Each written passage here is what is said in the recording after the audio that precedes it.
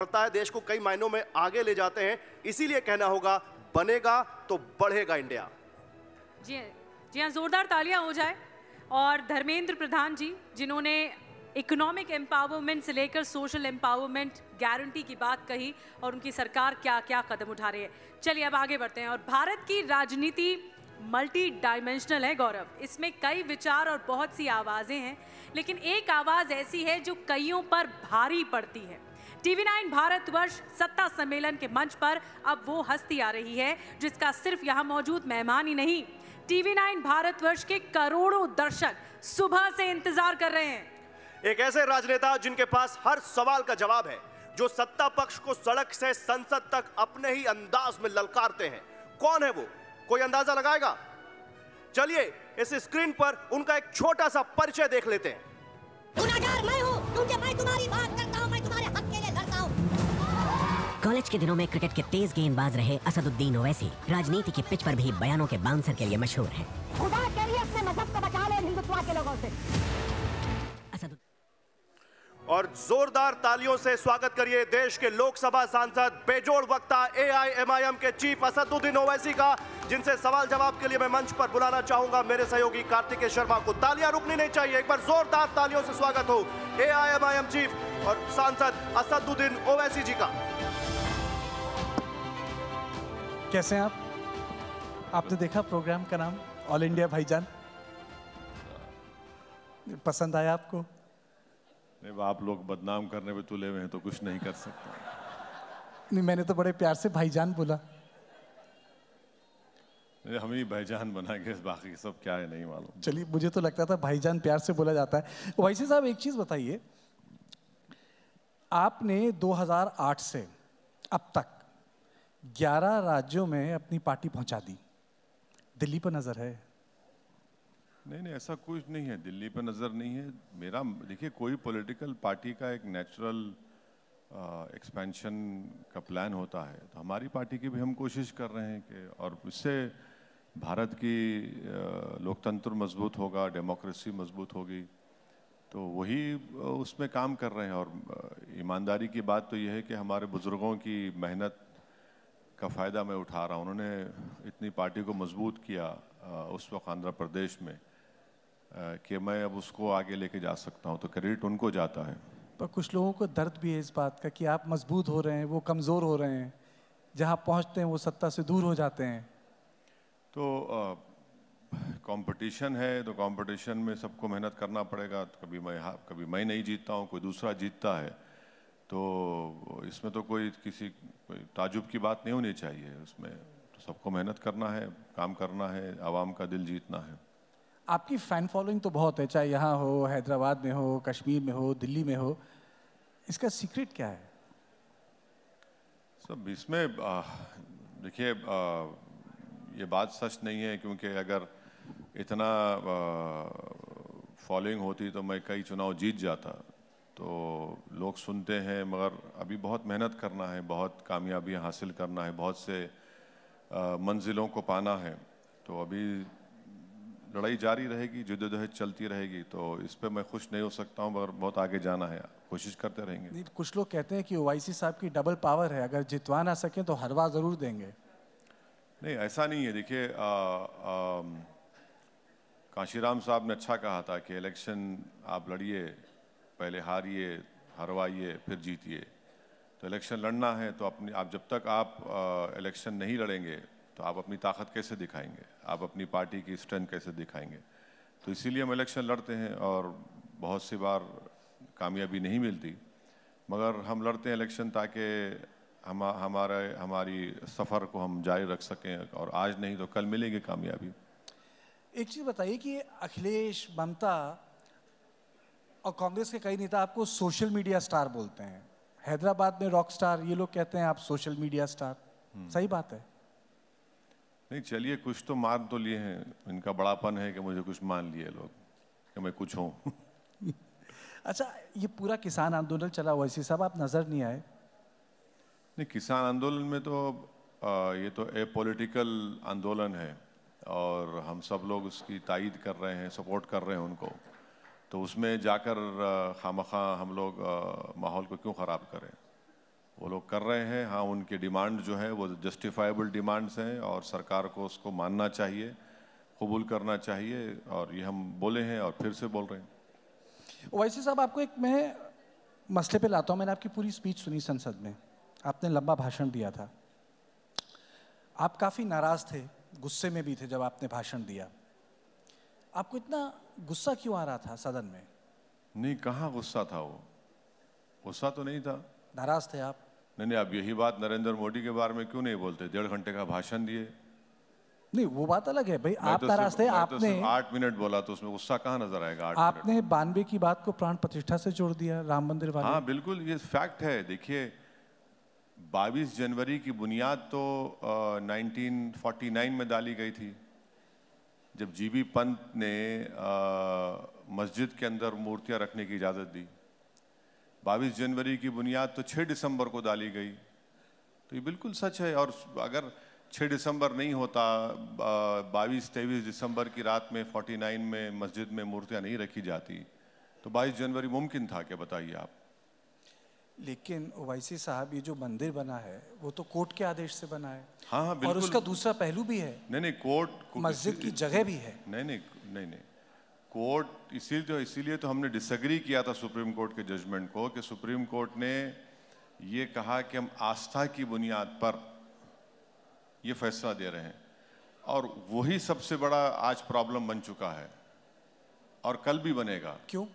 क्योंकि अगर आप आस्था को फैक्टर बनाएंगे तो फिर एविडेंस का क्या होगा? अगर कोर्ट आस्था के फैसले करेगा तो फिर आपकी आस्था मेरी आस्था से बढ़ के कैसे होगी?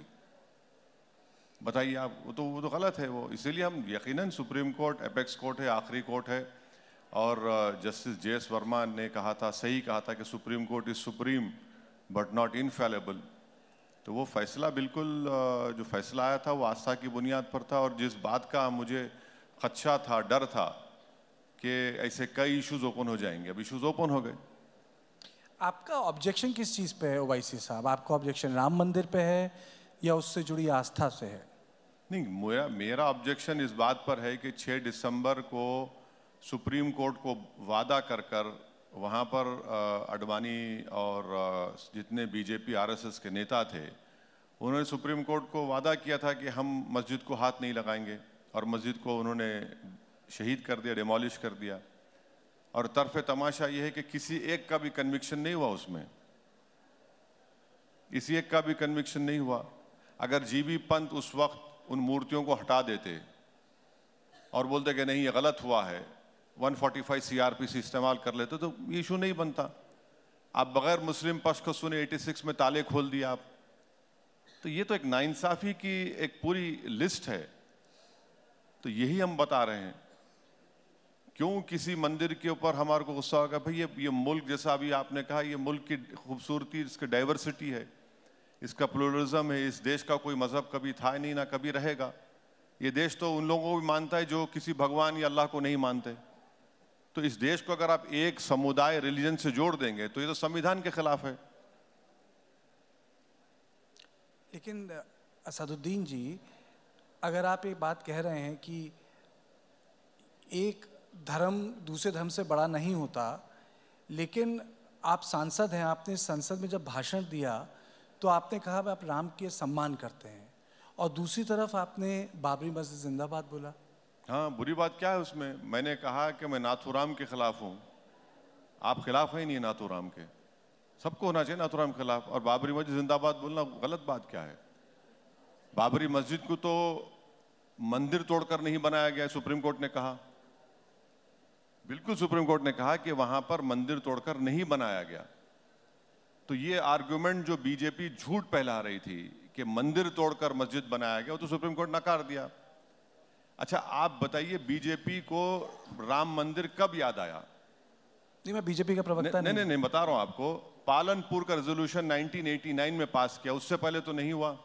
RSS बनी 1924-25 में, जब उन्होंने बात नहीं की। विश्व हिंदू परिषद बना 1960 में, वो नहीं बात किए।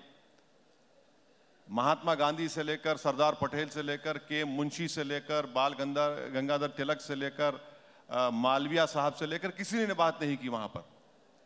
आप 89 में पालनपुर रेजोल्यूशन पास करके आपने कहा कि मंदिर को तोड़कर मस्जिद बनाई गई, वो तो डिस्प्रूव हो गया।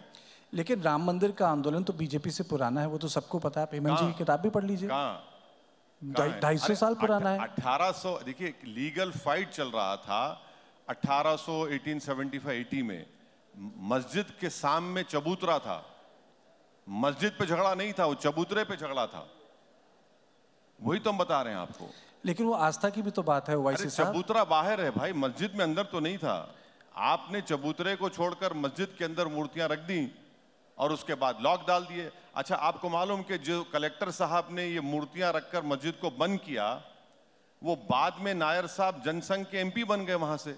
नहीं वो ठीक है, लेकिन आपको नहीं लगता कि अगर इन तीन चीज़ों पे समन्वय हो जाता, जैसा कि बोला जा रहा था 80 के दशक में, कि वापस कर दिया जाए काशी, मथुरा, अयोध्या, तो बड़े मसले हल हो जाएंगे? नहीं, आप सब चीज ले लीजिए ना, वो दो क्यों लेते आप? सब ले लीजिए, कुछ बाकी मत रखिए आप। भाई कोई रूल ऑफ लॉ रहेगा नहीं रहेगा बताइए आप। अब आप कहेंगे कि भाई वो आस्था की बुनियाद पर हम दे दिए, यहां पर क्या वो भी आस्था बोल देंगे आप, वहां पर भी आस्था बोल देंगे, तो फिर संविधान किस लिए है? फिर कोर्ट किस लिए है? एविडेंस किस लिए है? सब दे दीजिए, फिर आप खत्म कर दीजिए। दो पे क्यों रुकते आप? सब ले लीजिए। अच्छा चलिए, आपने संसद में एक मौलाना आमिर अली और बाबा रामचरण दास की बात की थी, आपने कहानी सुनाई थी। मैं चाहूंगा कि यहाँ जो हमारे गेस्ट बैठे हैं, आप वो कहानी यहाँ एक बार सुनाएं। देखिए, मौलाना आमिर अली और बाबा रामचरण दास तो हनुमानगढ़ी के बाबा थे। इन दोनों ने मिलकर अंग्रेजों के खिलाफ लड़ाई लड़ी। इन दोनों ने मिलकर, एक मौलाना है, एक हनुमानगढ़ी के पुजारी हैं, इन दोनों ने मिलकर, ये खूबसूरती है इस देश की। और फिर उसमें मैंने अपने स्पीच में उनका भी जिक्र किया था कि अच्छन खान और शंभू प्रसाद, बाबा एक को जला, मुसलमान की लाश को अंग्रेजों ने जला दिया और शंभू प्रसाद साहब की लाश को दफना दिया, और किसी ने जाकर बोला कि हम नहीं चाहिए, नहीं वैसे हिंदुस्तान चाहते हैं। हाँ? वैसे हिंदुस्तान चाहते हैं। ये मोहब्बत के मजाहरे थे इस देश के लिए। और अंग्रेजों ने जो नफरत के बीज बोए मुसलमानों में और मेजॉरिटी कम्युनिटी में, जब लड़े अंग्रेजों से लड़ाई, तो मुसलमान और हिंदू सब मिलकर, सिखों ने मिलकर लड़ी थी, ईसाइयों ने मिलकर लड़ी थी, तभी तो मुल्क को आज़ादी मिली। लेकिन इस कहानी का एक दूसरा पहलू भी है। अमृतलाल नागर की जो किताब है उसमें उसका जिक्र है, और उस किताब यानी गदर के फूल में लिखा है कि ये दोनों चाहते थे, और उन्होंने मौलाना साहब ने कोशिश भी की थी कि ये जो विवादित ढांचा है ये हिंदुओं को दे दिया जाए। अब ये देखिए, व्हाट्सएप यूनिवर्सिटी में बहुत से कहानियां लिखी जाती हैं। हिस्टोरियन जो होते हैं ना, अमृतलाल नागर की किताब है। नहीं ठीक है, व्हाट्सएप यूनिवर्सिटी से नहीं ठीक है, वो जो हिस्ट्री की किताबें हैं, मैं डिसएग्री करता हूँ, मगर ठीक है, उनका ओपिनियन होगा, चलिए मान लिया आपकी बात सच है। मगर वो मोहब्बत के मज़ाहरे तो कर दीजिए कि एक ही पेड़ के ऊपर दोनों की लाशों को लटका दिया गया था। वो मोहब्बत के मज़ाहरे तो करिए ना, वो मौका तो दीजिए। तो अगर मौलाना साहब आज होते तो वे मानते कि जो ज्ञानवापी है मथुरा दे दी जाए, क्योंकि तब भी कोशिश कर रहे थे। अब आप देखिए, ज्ञानवापी की आप बात कर रहे हैं, यहां पर अदर साइड ये कहती है कि हमारा पोजीशन हमसे छीन लिया गया 93 में, राइट, और हमारे पास 1530 के कागजात हैं। बाबरी मस्जिद में मेरे पास, मैं 500 साल से नमाज पढ़ रहा हूं, मेरा भी पोजीशन आपने छीन लिया मुझसे। यहां पर आपको इजाजत मिल जाती है और मुझे वहां पर नहीं मिलती। अब आपको मालूम कि मथुरा की आप बात कर रहे हैं, जो एग्रीमेंट 1960s में मुसलमान और हिंदू पक्ष में, उस पर सिग्नेटरी कौन था हिंदू तरफ से? मालविया साहब थे, मदन मोहन मालविया। लेकिन बात तो आस्था की है। नहीं, इनसे बड़ा कोई हिंदू हो सकता मदन मोहन मालविया से? कि मदन मोहन मालविया से बड़े हिंदू हैं। एग्रीमेंट साइन होकर मुसलमानों ने 8 एकड़ जमीन दी, 8 एकड़ जमीन दी। अब आप उसको 2023 में आप खोल रहे हैं उसको। लेकिन ओवैसी साहब, अगर आस्था के मामले मेरे ख्याल से मथुरा, काशी और अयोध्या एकदम अलग हैं बाकी मंदिरों से। नहीं, देश आस्था पे नहीं चल सकता ना। कल अगर मैं पावर में आ जाऊंगा गलती से, मैं गलती से पावर में आ गया, अभी भी पावरफुल हैं। सुनिए आप, अभी भी पावरफुल हैं। अगर गलती से मैं प्राइम मिनिस्टर बन गया और मेरे पास भी 300 MP आ गए गलती से, मैं ख्वाब में भी नहीं सोचता हूं, मगर कह रहा हूं, मैं कहूंगा मेरी आस्था। क्या करेंगे आप? यही तो हम कह रहे हैं ना कि देखिए आस्था पे नहीं चल सकेगा। ये तो हाइपोथेटिकल सवाल है, तो अदालत ने किया है। अरे नहीं, अदालत के पास वही लोग तो गए। आप जब 91 का प्लेसेस ऑफ वर्शिप एक्ट बना दिए, फिर आप ये क्यों कर रहे हैं? जब आपने कह दिया कि 15 अगस्त 1947 को बाबरी मस्जिद को छोड़कर जो भी रिलीजियस प्लेस होगा उसके कैरेक्टर में, नेचर में तब्दीली नहीं आएगी, तो फिर ये सब क्यों हो रहा है? फिर आप ये कह रहे हैं कि मुस्लिम पक्ष को ठीक से सुना नहीं जा रहा? जी, आप कह रहे हैं कि मुस्लिम पक्ष को ठीक से सुना नहीं जा रहा? नहीं, मैं ये कह रहा हूं कि जब कानून बना दिए तो कानून को फॉलो करिए। जब सुप्रीम कोर्ट ने बाबरी मस्जिद राम मंदिर डिस्प्यूट में कह दिया कि places of worship act 91 basic structure से उसका ताल्लुक है और नॉन डिट्रोगेशन का वर्ड इस्तेमाल किया, तो उसको फॉलो करिए ना। ज्ञानवापी पे तो अदालत का कहना है कि उसके दायरे पे नहीं आता है। किसके? कानून के दायरे में नहीं आता है। कैसे नहीं आता है? कैसे वो नहीं तो अदालत कह रही हमने है। जब पार्लियामेंट में ये कानून पास कर दिया, सिर्फ इस जगह को छोड़कर, मैं तो वो भी गलत था, इस जगह को छोड़कर सब डिस्टर्ब नहीं करेंगे, तो क्या मतलब है फिर उसका? आप तो लॉयर हैं, बिल्कुल मैं कह आप रहा तो हूं। लॉयर हैं, लेकिन मुझे एक चीज बताइए, जब आपको अदालत की बात पे ही विश्वास नहीं तो मामला कैसे सुलझेगा? अदालत की बात देखिए, अदालत के फैसले को मानते हैं और डिसएग्री भी करते हैं, वही तो खूबसूरती है जमहूरियत की। जरूरी नहीं है ना, मैं किसी की तौहीन नहीं कर रहा हूं, मैं कह रहा हूं कि रेस्पेक्टफुली मैं इस जजमेंट को नहीं मानता हूं, इसमें कोई गलत बात नहीं है। एक चीज बताइए, ये आपको लग रहा है कि मुस्लिम पक्ष को या तो सलाह ठीक से नहीं मिल रही या अदालतें उनकी बात नहीं सुन रही, आप इतने बड़े बैरिस्टर लॉयर हैं, आप उनको क्यों नहीं सलाह देते? अरे भाई, मुझसे बेहतरीन वकील वहां पर आर्ग्यू कर रहे हैं। पर सवाल है, अगर प्लेसेस ऑफ वर्शिप एक्ट 91 को सुप्रीम कोर्ट्स नहीं मानेंगे तो फिर कानून का फायदा क्या है? फिर पार्लियामेंट तो कानून बनाएगा ना, कोर्ट तो नहीं बनाएगा। जब पार्लियामेंट ने कानून बना दिया और सुप्रीम कोर्ट ने राम मंदिर बाबरी मस्जिद केस में कह दिया कि प्लेसेस ऑफ वर्शिप एक्ट का ताल्लुक भारत के बेसिक स्ट्रक्चर से है, लफ्ज नॉन डिट्रोगेशन उन्होंने इस्तेमाल किया, तो फिर कोर्ट्स को, तो लोअर कोर्ट्स को फॉलो करनी चाहिए। ओवैसी जी, लोग ये भी कहते हैं कि आप मामले को सुलझाते नहीं, कई बार भड़का देते हैं। जब ज्ञानवापी का मामला चल रहा था तो आपने वो 6 दिसंबर टाइप बात कह दी। हाँ बिल्कुल सही है वो। क्यों, क्या 6 भड़काने दिसंबर? नहीं, ओवैसी जी। क्या आपकी नजर में 6 दिसंबर अच्छा दिन था? नहीं, आपने बोला 6 दिसंबर। नहीं, आपकी नजर में या देश की नजर में 6 दिसंबर अच्छा दिन था क्या? पुराने घाव को करना अच्छी बात है। सुप्रीम कोर्ट को वादा करके आपने तोड़ दिया, नहीं हाथ लगाएंगे। अच्छा, हैरत की बात, घावों को हरा करना अच्छी बात है।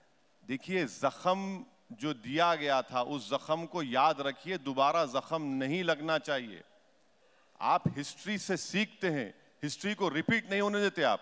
पर ऐसा तो कुछ हुआ ही नहीं उसके बाद। आप बताइए, कोई एक ऐसी मस्जिद है जहां मॉब घुस के जिसने तोड़ दिया? मॉब ने तोड़ दिया। तो आप इंतजार करेंगे तोड़ने के लिए? मैं इंतजार नहीं कर रहा, आपने बोला और हो रहा है। मुझे तो विश्वास है यहाँ के लोगों में। देखिए, मस्जिद को कैसे तोड़ा गया? सुप्रीम कोर्ट को बोलकर नहीं तोड़ेंगे, तोड़ दिए। आपको मालूम है, दिल्ली में 600 साल पुरानी मस्जिद को बगैर लीगल प्रोसीडिंग्स फॉलो करे आपने तोड़ दिया दिल्ली में। और वो सरकारी था। आप बात कर रहे हैं अनकंट्रोल क्राउड और लोगों की, दोनों अलग चीजें हैं। वो एक सरकारी था। नहीं, वो एक सरकारी था। अब तो आपको मॉब की जरूरत भी नहीं है, गवर्नमेंट खुद तोड़ रही है। ये आरोप है। नहीं, अरे भाई, एक आरोप है, एक एनडीएमसी का एक्ट है। कोई एक्ट नहीं है, कोई एक्ट नहीं। देखिए, एक अनकंट्रोल मॉब था। अनकंट्रोल मॉब वहां पर आप कौन लेकर गए? मैं टीवी 9 के दफ्तर पर एक मॉब को ला लूं और अदालत फैसला नहीं, सुनिए, हेमंत साहब के ऑफिस को तोड़ दूं नहीं और बोलूं अनकंट्रोल मॉब था? अरे ये क्या बात है? अरे दो अलग चीजें। अरे कानून तो रहेगा ना मेरे भाई, इसका मतलब देश मॉब से चलेगा? तो फिर आप एल कैपोन को मना दीजिए प्राइम मिनिस्टर। अदालत, अयोध्या में अदालत, बाकी जो मसले हैं मथुरा के वो अदालत। मेरा एक ही बेसिक सवाल है, हल्द्वानी में अदालत। सुनिए, आप ही की जबान में, अगर ये मॉब 6 दिसंबर को मस्जिद को नहीं तोड़ता तो कोर्ट का फैसला क्या आता? बताइए मेरे को। ये तो हाइपोथेटिकल बात है। अरे हाइपोथेटिकल बात नहीं है, बिल्कुल जो हुआ ना, आपने फेट अकम्पली कर दिया मेरे लिए। आपको नहीं लगता लोगों की आस्था महत्वपूर्ण है देश में? अरे भाई, आस्था से देश नहीं चलता मेरे दोस्त, संविधान से चलता है। अगर आप आस्था पे चलाएंगे तो फिर आपकी आस्था मेरी आस्था बड़ी कैसी होगी? जरूरी है कानून, संविधान जरूरी है कानून के लिए, पर देश तो हमारी देश में आस्था तो महत्वपूर्ण है। नहीं, आस्था सब है, मगर संविधान पर भरोसा होना चाहिए। अच्छा बताए, प्राण प्रतिष्ठान क्या था? संविधान था, इस देश की आस्था थी, जहां इस देश के सारे बड़े लोग मौजूद थे। कौन? प्राण प्रतिष्ठान अयोध्या में। अरे भाई, मैं कह रहा हूं कि अगर 49 में जीबी पंत मूर्तियों को रखने की इजाजत नहीं देते और नायर साहब अपना ईमानदारी से काम करते तो 22 जनवरी होता। उससे पहले भी कई बार कोशिश हुई क्या? निहंग भी थे वहां। कहाँ पे? अयोध्या में। ऐसा नहीं है कि जो अयोध्या का इतिहास है कि कौन थे? अयोध्या का इतिहास 25, 30, कौन थे? 40 फिर से बोलिए। निहंग लोग मूर्ति पूजा करते। अरे आप कैसी क्या बात कर रहे हैं आप कैसी बात कर रहे हैं? किताब लोग मूर्ति पूजा करते ही नहीं है। निहंगों का एक बहुत महत्वपूर्ण निहंग लोग मूर्ति पूजा नहीं करते मेरे भाई। अरे देखिए, निहंगों का बहुत महत्वपूर्ण योगदान है। ऐसा है ना कि हर मजहब में गद्दार लोग होते हैं, तो क्या करेंगे उनको? आप निहंग बोल देंगे उनको? आप किसको गद्दार बोल रहे हैं? बहुत से लोग हैं। नहीं, कौन गद्दार है? अरे बहुत। मैंने गद्दार शब्द का इस्तेमाल नहीं किया। टीपू सुल्तान को शहीद करने मरवाने वाले मुसलमान गद्दारी थे उसमें। सिराजुद्दौला को नुकसान पहुंचाने वाले मीर सादिक। बहुत है, बहुत से आस्तीन के सांप हैं। चलिए, आस्तीन के सांप अलग से बात की जाएगी। एक चीज बताइए, आपको ये यूनिफॉर्म सिविल कोड से क्या आपत्ति है? नहीं भाई, यूनिफॉर्म सिविल कोड में कार्तिकेय को हिंदू अनडिवाइडेड फैमिली में टैक्स रिबेट मिलेगा, मुझे नहीं मिलेगा, ये क्या बात है? मुझे मिलना चाहिए। अगर महिलाओं अगर महिलाओं के अधिकार हो जाएं, बराबर हो जाएं, तो उसमें क्या आपत्ति? कैसे होंगे बताइए, कैसे होंगे? आप विल का पावर निकाल रहे हैं। आप विल का पावर तो नहीं निकालेंगे आप। और विल का पावर बोलते हैं आपको भाई, मुसलमानों में मैं विल के पावर में I can not even exceed 1/3। आप नहीं चाहते कि रिफॉर्म्स हो? रिफॉर्म आप क्यों रिफॉर्म करेंगे मेरा? क्यों? यानी सुनिए, आप क्या कर रहे हैं बताता हूं। माने आपसे मुराद जो बीजेपी कर रही है, आप Hindu marriage act, Hindu succession act मुझ पर थोप रहे हैं। भाई, आपकी मोरालिटी मुझ पर क्यों थोपेंगे आप? मिसाल के तौर पर उत्तराखंड की मिसाल ले लीजिए। आपको मालूम, उत्तराखंड में आप बोल रहे हैं कि प्रोहिबिशन लिस्ट बना दिए शादी की, आप कि पिता के तरफ मां के तरफ। आपकी मोरालिटी मुझ पर क्यों थोपेंगे आप? भाई, मैं right to choice Supreme Court ने कह दिया फंडामेंटल राइट है।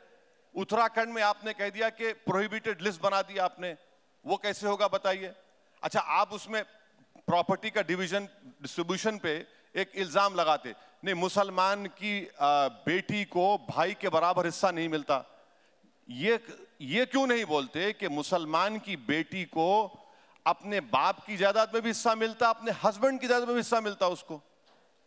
आप ये नहीं बताएंगे, ये नहीं बोलेंगे कि ऐसे 20 इंस्टेंसेस हैं जहां पर मुसलमान बेटी को भाई से बढ़ के मिलता है, ये भी नहीं बोलते। अच्छा, यूनिफॉर्म सिविल कोड की आप बात कर रहे हैं। अरे भाई, आप उसमें उत्तराखंड के लेटेस्ट है, खत्म कर लीजिए। एक सवाल और है। उत्तराखंड में आप ट्राइबल को क्यों निकाल दिए? तो यूनिफॉर्म कहां हुआ?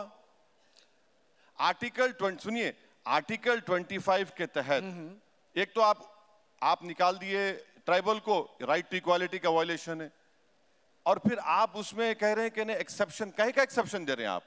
तो पूरा मकसद क्या है कि हिंदू मेजॉरिटी कम्युनिटी की जो मोरालिटी है वो मुसलमानों पे डाल दिया जाए। क्यों डालेंगे भाई आप? नहीं, दो चीजें हैं। एक है कि यूनिफॉर्म सिविल कोड का अपना उद्देश्य और एक अपना लक्ष्य है। जैसे कि एक ही मैरिजेबल एज हो, कई सारी चीजें होती जो बाद में सुलझ सकती हैं, कुछ चीजें पहले सुलझाई जा सकती हैं। एक हेमंत सर, एक मिनट ठहरिए। Prohibition of child marriage act है, पॉक्सको एक्ट है, ये क्या लेके आ रहे फिर आप? ये क्या लेके आ रहे हैं आप बताइए? सेंट्रल एक्ट है ना, prohibition of child marriage. Government का डेटा है 12 लाख चाइल्ड मैरिजेस हुई लास्ट डेटा, जिसमें से 84% तो हिंदू भाई बहनों की हुई। कानून से चाइल्ड मैरिज खत्म होने वाला नहीं है, ये एक सोशल ईवल है, मगर आप तो कानून बना दिए। अच्छा, और एक बात में, इसका मतलब है नहीं, सुनिए, आपको रियलिटी बता रहा हूं। पूरी खत्म करिए। मैं खत्म करता हूं। इसका ये मतलब है कि हम कानून ना बनाएं। अरे कानून, यूसीसी मैं आपको नहीं रोक रहा हूं, ठंडे बस्ते में डाल दिया जाए। मैं आपको बोल रहा हूं, कानून बनाए भी तो आपने कौन सा पहाड़ खोद कर क्या निकाला? चूहा भी नहीं निकाला आपने। अच्छा, और एक बात, चाइल्ड मैरिज एक्ट जब होती है वो वॉइडेबल होता है, वॉइड नहीं होती। आपको यूसीसी से आपत्ति है, आपको सीए से भी आपत्ति बिल्कुल है। क्यों? अरे मैं अरे भाई जमहूरियत है क्या, डिक्टेटर की हुकूमत है यहाँ पर? नहीं तो डेमोक्रेसी है, लोकतंत्र है। हाँ, डिफरेंस ऑफ ओपिनियन होना चाहिए। अब आप कल नरेंद्र मोदी बोलेंगे कि कल से अच्छा, इसमें आपत्ति क्या? अरे बोलने, मोदी का नाम तो लेने दीजिए। आप क्यों डर रहे हैं? मैं बोल रहा हूँ ना, मुझे आपको क्या होगा? रुकिए, पूरा नाम लीजिए। अच्छा, आप नरेंद्र मोदी बोलिए, उसमें कोई दिक्कत नहीं। मैं आपसे ये कह रहा हूँ कि दिक्कत क्या है सीएए से? सीएए से दिक्कत ये है कि ये मजहब की बुनियाद पर बनाया गया। देश के संविधान में आप मजहब की बुनियाद पर कैसे बनाते हैं आप? अब लोग बोलते हैं ये ओवैसी क्यों? अच्छा भाई, आसाम में सुप्रीम कोर्ट मॉनिटर्ड एनआरसी हुआ, आप हेमंत बिस्वा शर्मा एक्सेप्ट ही नहीं कर रहे उसको। सीए से किसी मुस्लिम की नागरिकता कहाँ जा रही है? सुनिए आप बताइए मुझे, सुन तो लीजिए, कहाँ जा रही है? परसिक्यूटेड हिंदूज को जगह मिल रही है। सुन तो लीजिए आप। ये अच्छा, एक दिल पे हाथ नहीं, दिल पे नहीं, वैसे जी मैं कहीं पे हाथ नहीं रखता हूँ। मैं दिमाग से बताइए। चलिए, मैं कहीं पे हाथ नहीं रखता हूँ। चलिए, नहीं एक चीज बताइए, एक चीज मैं किसी पे हाथ नहीं रखता हूँ। मैं तो अफगानिस्तान भी क्यों, मैंने देखा, देखिए वहां सिख थे, कम हो गए। पार्टीशन के टाइम पे कितने हिंदू थे पाकिस्तान में, सबको पता है। अच्छा, कम हो गए। अच्छा, सबको पता है।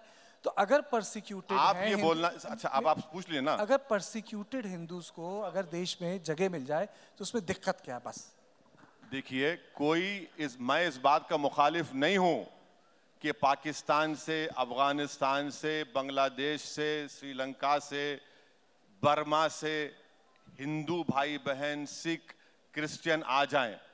क्या आप ये कहना चाह रहे हैं कि इस कानून से पहले वो लोग नहीं आते थे इंडिया को? और ये कानून क्या कर रहा है कि दिसंबर 2014 के बाद किसी को नहीं देंगे, नहीं आएंगे। अब 14 के बाद अगर हमारे हिंदू भाई पाकिस्तान नहीं देंगे आप, हमारे पास लॉन्ग टर्म वीजा का प्रोविजन है। लॉन्ग टर्म वीजा के बाद उनको सिटीजनशिप देने का इख्तियार है। बीजेपी ये बोल रही कि इससे पहले कोई था ही नहीं प्रोविजन, क्या बात कर रहे हैं? नहीं तो इस पे आप बहस कीजिए, अमेंडमेंट लाइए, आप बोलिए कि इसे ट्वीक किया जाए। सुनिए, मेरा खत्म तो करने दीजिए। अब आप कह रहे हैं कि नागरिकता क्या खतरा है? आपको देखिए, CAA को अकेला नहीं देख सकते, NPR और NRC के साथ जोड़ना पड़ता उसको। आपको NRC भी क्या गलत है भाई? सुन तो आप देखिए ना, मणिपुर में आपने मणिपुर पे इतने इंटरव्यूज दिए। मुकम्मल करने देंगे या अपनी बात करें? अच्छा चलिए, बात कीजिए। हाँ, NPR NRC, आप सेंसस नहीं कराते, आप सेंसस नहीं कराते। NRC जब होगा तो मुझसे कहा जाएगा कि अपने दादा का बर्थ सर्टिफिकेट लाओ, आधार कार्ड। ये उस आधार कार्ड को भी पढ़ा आपने? उसमें लिखा हुआ है कि this is not proof of citizenship. कितने लोगों के पास पासपोर्ट है भारत में? 5%। मैं बता रहा हूं आपको, यही तो इसकी हम मुखालिफत कर रहे। आप रिलीजन का लफ्ज निकाल दीजिए CAA में, करिए। कौन रोक रहा है? कौन रोक रहा है इनको? आप रिलीजन की बुनियाद पे कानून बना रहे। अच्छा, और एक हैरत की बात, supreme court monitored NRC Assam में हुआ क्योंकि हेमंत बिस्वा शर्मा की जो दिली ख्वाहिश थी उसमें ज्यादा मुसलमान नहीं आए। बोले मैं नहीं मानता उसको। क्यों नहीं मानते भाई? आप सुप्रीम कोर्ट मॉनिटर्ड है ना वो। तो CAA को ये रिलीजन की बुनियाद पर बनाया गया, गलत है। आप पाकिस्तान, बांग्लादेश से जो हमारे हिंदू परसिक्यूटेड भाई आ रहे, सिख आ रहे, दीजिए, पहले भी कानून था। तीसरी बात यह है कि CAA को अकेला मत देखिए, NPR NRC से जोड़कर देखिए, तब आपको समझ में आएगा ये। ठीक, पर आप हर चीज को फिर मुसलमानों के खिलाफ साजिश क्यों बोलते हैं? बिल्कुल है, क्यों नहीं हो रही है? बिल्कुल है। अच्छा, आपको मालूम कि पंडित नेहरू के जमाने में कितने लोगों को बांग्लादेश भिजा दिए थे? माने पाकिस्तान उस वक्त बांग्लादेश नहीं बना था। क्यों बनाए थे? इसी वजह से भिजा दिए थे। ये एक हिस्ट्री है ना। दूध के जले छाछ को भी फूक फूक कर पीते हैं। चलिए ठीक है, आइए शुद्ध राजनीति की बात की जाए। शुद्ध राजनीति की। ओवैसी साहब, आप खड़े कहाँ हैं? किसके साथ हैं? किसके साथ खड़े हैं? आपने एक बीच में बोला था ना महबूब ना महबूबा। नहीं, देखिए हम जहाँ खड़े ना, आपने बोला ना मोहब्बत की दुकान के पास ना। नहीं, देखिए आप दूसरा शब्द आप दूसरा आप बोलेंगे? अरे आप बोलेंगे मैं ना। बोल दूंगा, मुझे क्या है? नहीं, आपने बोला महबूबा के पास नहीं जाऊंगा, महबूब से दूर रहूंगा, ये दुकान भी ठीक नहीं है। नहीं, हम जहाँ खड़े हैं अच्छी जगह खड़े हैं, जमीन हमारी मजबूत है। अब जो लोग जहाँ खड़े हैं, जो दुकानें खोल रहे हैं, वो बता दें क्या करेंगे। 185 लोकसभा सीट में से आप सिर्फ 16 जीतते हैं। अब हिमाचल में आपकी सरकार जाने पे आ गई। अब हिमाचल में सरकार, अभी लेटेस्ट न्यूज, हिमाचल में सरकार जा रही है आपकी। तो आप जमीन अपनी खो रहे हैं। और आपको सिर्फ फिक्र क्या है, मुस्लिम वोट, मुस्लिम वोट, मुस्लिम वोट, और मुसलमानों को लगता है कि भाई वो बहुत बड़ा भौचाल हो जाए। कुछ नहीं होगा। इसीलिए हम बोल रहे हैं कि भाई आप अपनी पॉलिटिकल लीडरशिप को बनाइए और आगे लेकर चलिए। ये पैगाम दिया जाता है मुसलमानों को, अभी भी दिया जाता है, पहले भी देते थे कि बस हमारे गले में एक सांप डाल दिए, बस नाचते रहो सेकुलरिज्म का नाम लेकर। कहाँ सेकुलरिज्म है? जो संविधान का सेकुलरिज्म है उसको मानता हूं, मानता रहूंगा। ये पॉलिटिकल सेकुलरिज्म काय का सेकुलरिज्म है? अशोक राव चौहान जो मुझे गाली देते थे अब बीजेपी में चले गए। बताइए कौन कौन चले जा रहा है बीजेपी में? कौन सा सेकुलरिज्म है बताइए? अजीत पवार बीजेपी में चले गए, अभी बहुत से लोग जाने वाले हैं सोना में। लेकिन आप पे भी आरोप लगता है कि आप भी सेक्युलरिज्म के हाथ मजबूत नहीं करते। आप वहां टिकट दे देते हैं जहां द सो कॉल्ड जो कहते हैं कि बीजेपी खिलाफ पार्टियां वो चुनाव हार जाती हैं। कार्तिकेय साहब, मैं आपसे रिक्वेस्ट कर रहा हूं, आप अपने TV9 के जिम्मेदारों से बात करके एक दिन डिबेट लगा लीजिए कि असदुद्दीन ओवैसी के लड़ने से किसको फायदा हुआ।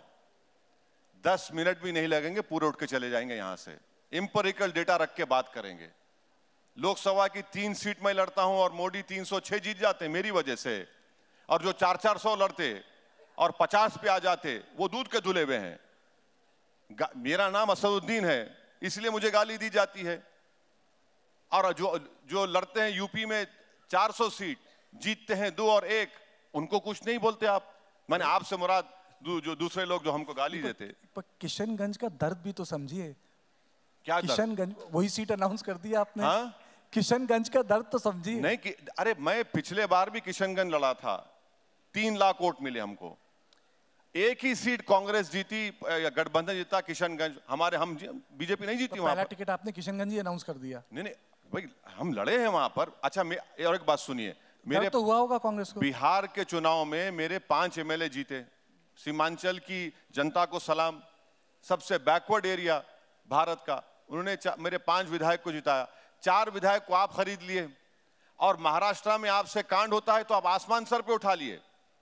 जब आप गुनाह करते हैं तो वो गुनाह नहीं है। अब नीतीश कुमार तो पलटी मास्टर हैं, गुलाटी मार दिए। अब तेजस्वी को मालूम हो रहा है कि क्या होता है पावर लूज करने का मतलब। लोग कहते हैं कि ओवैसी साहब दिखते हैं बीजेपी से लड़ते हुए, हाँ? लेकिन वो लड़ कांग्रेस से रहे हैं। किससे लड़ते हैं?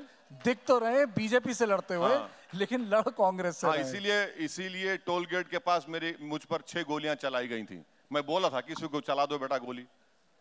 हाँ? क्या बात मैं नहीं कह रहा, राहुल गांधी कहते हैं आपकी यारी बीजेपी से है। गाड़ी पर गोलियां चली मेरे, एक नहीं 6 गोलियां, कितने 4-5 गोलियां चली। मेरे घर पर हमला हो जाता है, ये सब मैं करा रहा हूँ क्या सेटिंग बोल के? भाई मेरे घर में भी फैमिली है। तो इसका बीजेपी से क्या लेना देना? मैं बता रहा हूँ ना आपको, अब बहुत लेना देना है उससे, बहुत कुछ लेना देना है। आपको नहीं दिख रहा तो मैं क्या करूं? ऐसी बात कर देते हो भाई साहब। इसमें सवाल मैं आपसे पूछ रहा हूँ कि आप पे आरोप लग रहा है, मैं बता रहा हूँ ना, मोदी के खिलाफ लड़ते दिखते हैं, पर लड़ाई आपकी कांग्रेस से है। नहीं, लड़ाई देखिए, लड़ाई तो सबसे है। अच्छा, राहुल गांधी भी कहते हैं, आप फिर बोले कि आप, मैं बता रहा हूँ ये राहुल गांधी भी कहते हैं। अच्छा, आप जब ये पार्लियामेंट में डिबेट हुई थी 22 जनवरी के बारे में, आपको चाहिए था कि अपोजिशन लीडरों की स्पीचेस को दिखाते आप? ऐसा लग रहा, मैंने अपनी स्पीच में कहा, वो नहीं दिखाया आपने, वो नहीं बोला। आपकी स्पीच तो बहुत चली, वायरल है। अरे मेरी क्या हुआ, जो अपोजिशन के जो लोग स्पीच दे रहे थे ना निगल सक रहे थे ना कुछ बोल सक रहे थे। तो हमारे मुसलमानों में क्या होता, जब काजी साहब और 2 गवाह दुल्हन से जाकर पूछते कि आपकी रजामंदी है इस लड़के से शादी करने के लिए, तो बाज वक्त दुल्हन शर्मा कर खामोश हो जाती है, तो उसकी खामोशी को रजामंदी के तौर पर लिया जाता है। तो ऐसा ही लग रहा था लोकसभा में कि ऐसा खामोश बैठे हैं पूरे। अच्छा चलिए छोड़िए, आप बताइए राहुल गांधी कैसे लीडर है? हाँ? राहुल गांधी कैसे लीडर है? मैं कांग्रेस से मेरा कोई ताल्लुक नहीं है। अरे भाई, कांग्रेस के नेता होना जरूरी नहीं है। मैं पूछ सकता हूँ कि अरे मैं क्यों बोलूं भाई? बराक ओबामा कैसे लीडर थे? आप पूछिए कि आप कैसे एंकर हैं, बोलूंगा मैं कुछ। नहीं, वो तो आप कभी भी बोल सकते हैं, आपको तो 20 साल से जानता हूँ। मुझे ज्यादा मालूम। मैं पूछ रहा हूँ आपसे कि राहुल गांधी कैसे नेता? मुझे नहीं मालूम भाई, मुझे नहीं मालूम। मैं ट्विंकल ट्विंकल लिटिल स्टार हूँ, बड़े लोगों में क्यों ले जाके मिला रहे मुझे? अच्छा, वो जाने वाले भाई, ऊपर है, हम नीचे हैं, जमीन पर है, मेरे को नहीं मालूम उनके बारे में। ये तो बिल्कुल मोदी जी वाली बात कर दी आपने, नामदार और कामदार। नहीं, मैं ये सब नहीं कह रहा हूँ ना, मैं नहीं जानता भाई, बड़े लोग हैं, आप क्यों ले जाके मिला रहे मुझे? अच्छा एक चीज बताइए, अरविंद केजरीवाल आपको बीजेपी का छोटा रिचार्ज बोलते हैं? हाँ बिल्कुल है। छोटा रिचार्ज। अब आप बोल रहे हैं तो मानता हूं मैं। अरे मेरे कहने से क्या होता है, वो तो केजरीवाल कह रहे हैं, वो कह रहे हैं आपको। अरे भाई वो क्या कर रहे हैं वो? और आप भी कहते हैं केजरीवाल को छोटा रिचार्ज। नहीं, वो उनके एजेंडे में 370 का मामला आया, ये सपोर्ट किए। उनका जो एजेंडा है वो सॉफ्ट हिंदुत्व नहीं है, एक्चुअल हिंदुत्व फॉलो कर रहे हैं केजरीवाल। ढकी छुपी बात कहां है, ये सब जानते हैं। लोकसभा चुनाव ज्यादा दूर नहीं है, आप किसी से गठबंधन करना चाहेंगे? नहीं, हम तो बिल्कुल करना चाहेंगे। अगर कोई होगा बातचीत चल रही है, होगा तो अच्छा है, नहीं तो लड़ेंगे। किससे कहेंगे? क्योंकि मैंने आपसे पूछा था ना पहले कि महबूब के पास भी नहीं जाएंगे, महबूबा के पास भी नहीं जाएंगे, दुकानदार के पास भी नहीं जाएंगे, फिर आपने वो चौकीदारी वाली बात भी कही थी। तो जाएंगे किसके पास आप? अरे जनता के पास जाएंगे, जनता के आवाम के पास जाएंगे, अपनी बात रखेंगे और रखते आए रखेंगे। चलिए, अगर इंडिया आपको न्योता देता है, इंडिया गठबंधन आपको बुलावा देता है, बुलाता है आदर से सत्कार के साथ, जाएंगे? हाइपोथेटिकल सवाल का जवाब प्रेजेंट में कैसे दे सकता हूं मैं? मेरे को तो नहीं मालूम। वो तो खुला कह चुके हैं कि हमको इनसे मतलब नहीं है। माने बकेट भर भर के गाली देते हमको रोज, तो अब बुलाएंगे तो नहीं मालूम, मुझे नहीं मालूम। नहीं, अगर बुला लिया तो दिल पसीजेगा आपका। हाँ? दिल पसीजेगा आपका। नहीं, आप ऐसा बोल रहे हैं कि जवानी में कोई दो लोग मोहब्बत करते, कोई बरसों के बाद कोई वो मिल गई तो बोले तुम बुलाओ तो मैं आ जाऊंगा। ये तो बात नहीं है ना, ये तो पॉलिटिक्स की बात कर रहे हैं आप। तो ऐसा तो कुछ नहीं है। अच्छा, फिर आपकी जैसे कि हर एक नेता की एक कोशिश होती है कि मेरा अल्टीमेट एम है। आपका अल्टीमेट एम क्या है? बीजेपी को पावर से बाहर रखना या कांग्रेस को सत्ता से दूर रखना? देखिए, भारत की जमहूरियत उसी वक्त कामयाब होगी जब हर समुदाय को उसका हिस्सा मिलेगा पॉलिटिक्स में, सोशल लाइफ में। ये हमारे जो बुजुर्ग थे आज़ादी की लड़ाई, उनका ख्वाब था। उस ख्वाब को पूरा करना है कि सबको हिस्सा मिले, बराबरी का हिस्सा मिले। तो वही उसी ख्वाब के पीछे हम दौड़ रहे हैं कि भाई हमको हिस्सा मिलना चाहिए। अगर हिस्सा नहीं मिलेगा तो फिर जमहूरियत, कामयाब जमहूरियत कैसे रहेगी? कामयाब जमहूरियत नहीं रहेगी, लोकतंत्र कामयाब नहीं रहेगा। आपके पास कोई प्लान है मोदी को हराने का? कोई बिग पिक्चर जिसे कहते हैं, बड़ी स्कीम, कोई एक अंडरस्टैंडिंग? क्योंकि ऐसा लग नहीं रहा है कुछ ऐसा होगा। आपके पास है कुछ? नहीं, अब जो प्राइम मिनिस्टर बनना चाहते हैं उनसे सवाल करिए आप। नहीं, वो नहीं, मुझसे सवाल मत करिए। ये आप नहीं बनना चाहते? हम नहीं चाहेंगे कि तीसरी मर्तबा इस अजीम मुल्क के वजीर आजम नरेंद्र मोदी तीसरी मर्तबा बने। मगर जिनको प्रधानमंत्री बनना है, जो प्रधानमंत्री बनने का ख्वाब देख रहे हैं, उनको वो लोग क्या कर रहे हैं उनसे पूछिए कि आपके पास क्या ब्लूप्रिंट है। पर आप ख्वाब नहीं देखते मूवर एंड शेकर का, प्रधानमंत्री बनने का? हर पॉलिटिशियन बनना चाहता है, टॉप पोस्ट पे जाना चाहता है। नहीं, मेरा नहीं है। आपका नहीं है? मेरा बिल्कुल नहीं है। मैं जहाँ हूँ खुश हूँ। मैं जो काम कर रहा हूँ, मेरी लड़ाई वही है। मेरा वो, देखिए, ये सब बड़े बड़े लोगों के ख्वाब होते हैं, मेरा ख्वाब नहीं है वो। आपका ख्वाब क्या? चलिए वो बताइए। बता दिया आपको, और क्या बोलूंगा मैं? यही ख्वाब है? हाँ, ख्वाब यही है। ख्वाब नहीं, कोशिश है। ख्वाब ऊंचे देखना चाहिए, उसको पूरा करने के लिए मेहनत करनी चाहिए। मगर ये ख्वाब नहीं है कि दिल्ली के गलियारों में आकर बैठना, वो मेरा ख्वाब नहीं है। आपकी पार्टी इन लोकसभा चुनावों में कितने उम्मीदवार उतारेगी, कितने कैंडिडेट्स देगी? क्या सोचा है आपने? नहीं, कम से कम पार्टी में अभी डिस्कशन चल रहा है। बहुत से जगहों से, यूपी से, बिहार से, महाराष्ट्र से, मध्य प्रदेश से, कर्नाटका से लोग बोल रहे हैं। मगर इस वक्त पर यहाँ पर बैठकर टीवी पर बोलना गलत होगा। वो आपने पिछली बार गठबंधन करने की भी कोशिश की थी, जैसे सपा से बातचीत भी चली थी, आप लखनऊ आए थे, एक प्रेस कॉन्फ्रेंस भी हुई थी शायद, अगर मुझे याद है, आपने एड्रेस किया था। ऐसा वो बातचीत तो बहुत चली यूपी में, मगर कुछ हुआ नहीं। वो कोई छोटी पार्टियों से गठबंधन देश भर में होगा? बिल्कुल होगा। कुछ तो बताइए। कुछ ना कुछ होगा। कहाँ होगा? महाराष्ट्र में करेंगे गठबंधन? देखेंगे क्या, अभी तो अरे भाई सब चीज बोल दिए तो फिर कैसे? नहीं, अखिलेश से करेंगे? हाँ, अखिलेश से? अरे वो उनको मालूम, वो तो उधर बैठ गए जाकर, अपना क्या करेंगे? किससे भी नहीं करेंगे वो। नहीं, पर पिछली बात तो बन ही गई थी, ऐसा लग रहा था। ऐसा नहीं है, सब रूमर्स थे, ऐसा कुछ नहीं था। तो कोशिश तो आपने पूरी की। नहीं, अब देखिए, अब ये बहुत सी बातें हैं जो अवामी पब्लिकली नहीं बोलना चाहिए किसी पॉलिटिशियन को। लेकिन फिर भी थोड़ा सा तो बताइए कि आप कहाँ कोशिश करेंगे गठबंधन की? अब मैं बता दी ना, इतने स्टेट्स बताया, देखें क्या होता अभी। नहीं, ठीक बताइए। एक आपने महाराष्ट्र बोला, दूसरा? अब कोशिश प्रपोजल पार्टी में बातचीत चल रही है, देखेंगे आगे क्या होता है। अच्छा, एक आखिरी सवाल मैं आपसे पूछना चाहता हूँ। भाई साहब, एक आप टूर पर थे अमेरिका, एक टूर पे थे ना अमेरिका, एक बच्चे ने आपसे बड़ा सवाल पूछा था। मैं इसी मन से उस सवाल को दोहराना चाहता हूँ। आप बच्चे हो गए छोटे? आप नहीं, बच्चे नहीं, बात बड़ी थी, और बच्चों के मुंह और बच्चों की बात भगवान की बात भी कही जाती है, और आपने उसका बहुत शानदार जवाब दिया तो था। वही जवाब सुन लीजिए ना, मैं क्या हाँ, बोलूं? पूरी बात सुनाइए। नहीं, आप पूरी बात बताइए, आप पूरी बात बताइए। क्या सवाल था वो? अरे, आपको याद होगा। क्या है वो?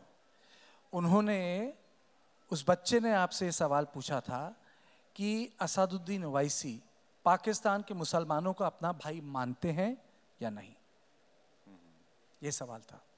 अब ये देखिए, ऐसा है ना कि ये 47 में आज़ादी मिली, 200 साल की गुलामी से आज़ादी मिली, और 2024 में आप मुझसे पूछ रहे हैं, तो हमने जिना के 2 नेशन थ्योरी को रिजेक्ट किया, तो ये सवाल पूछा ही नहीं जाना चाहिए था एक मुसलमान से, क्योंकि हमने 2 नेशन थ्योरी को रिजेक्ट किया और इस सरजमीन को हमने अपना वतन माना और वतन मानते रहेंगे, तो ये बात गलत है। हाँ, ताल्लुकात हर पड़ोसी से अच्छे होने चाहिए, मगर इसका जो इन्वर्टेड कॉमर्स में आप जिस तरफ लेकर जा रहे हैं, मैं तो राष्ट्रवाद की, आपका जवाब राष्ट्रवादी जवाब था। अच्छा, थैंक यू सर। नहीं, आपको मुझे सर कहने की जरूरत नहीं, सुना इसलिए पूछा और बोला। नहीं, राष्ट्र भाई देखिए, ये सच्चाई है। नहीं, आप ही ने बोला था ना। नहीं, हमारे बुजुर्गों ने पाकिस्तान, आप ही ने कहा था जब कसाब जैसे बोला था ना, आतंकियों को भेजना बंद करेगा, आपने बोला था, तो उसको दोहराने में क्या दिक्कत है? बोल दिया, क्या बातें याद नहीं आती, कितने बातें बोलेंगे आप? अरे, पूरा देश सुन रहा है, भारत। अरे नहीं, हम बोल दिए, हम तो बोले हैं भाई। उस लड़के ने पूछा था, हमने कहा कि भाई साहब अभी आप बात कर रहे हैं, ये आज देख लीजिए क्या हो रहा है। बहुत बहुत शुक्रिया, बहुत बहुत शुक्रिया इस सेशन में आपका।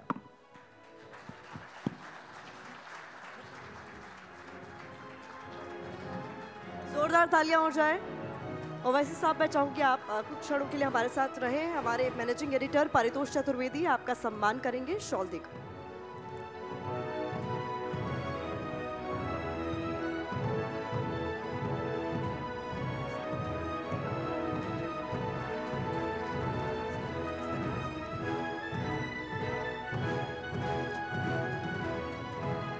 Thank you for this spectacular session Kartikeya. Asaduddin Owaisi ji के लिए एक बार फिर से जोरदार तालियां, एंड थैंक यू परितोष।